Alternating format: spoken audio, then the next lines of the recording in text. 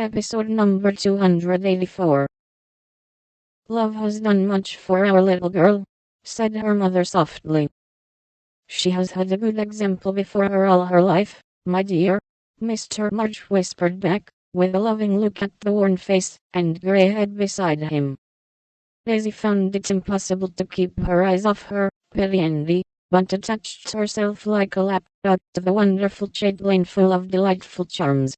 Then he paused to consider the new relationship before he compromised himself by the rash acceptance of a bribe, which took the tempting form of a family of wooden bears from Bern.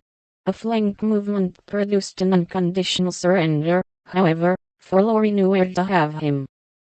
Young man, when I first had the honor of making your acquaintance you hit me in the face. Now I demand the satisfaction of a gentleman. And with that the tall uncle proceeded to toss and tousle the small nephew in a way that damaged his philosophical dignity as much as it delighted his boyish soul.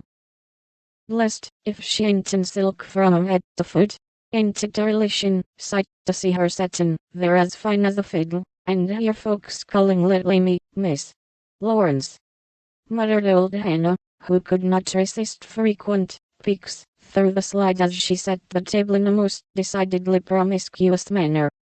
Mercy on us, how they did talk. First one, then the other, then all burst out together, trying to tell the history of 3 years in half an hour. It was fortunate that he was at hand, to produce a lull, and provide refreshment, for they would have been hoarse and faint if they had gone on much longer. Such a happy procession as filed away into the little dining room. Mr. March proudly escorted Mrs. Lawrence. Mrs. March as proudly leaned on the arm of my son. The old gentleman took Joe, with a whispered, "You must be my girl now," and a glance at the empty corner by the fire, that made Joe whisper back, "I'll try to fill her place, sir."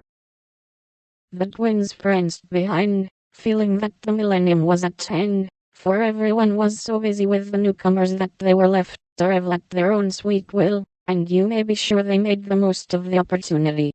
Didn't they steal sips of tea, stuff gingerbread ad libitum, get a hot biscuit apiece, and as a crowning trespass, didn't they each whisk a captivating little tart into their tiny pockets, there to stick and crumble treacherously, teaching them that both human nature and the pastry are frail?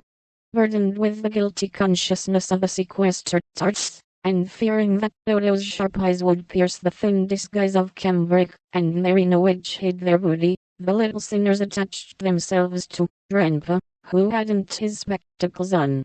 Amy, who was handed about like refreshments, returned to the parlor on Father Lawrence's arm. The others paired off as before, and this arrangement left Joe companionless. She did not mind it at the minute, for she lingered to answer Hannah's eager inquiry. "Will Miss Amy ride in her coupe, and use all them lovely silver dishes that's stored away over yonder?" "Shouldn't wonder if she drove 6 white horses, ate off gold plate, and wore diamonds and point lace every day. Teddy thinks nothing too good for her," returned Joe with infinite satisfaction.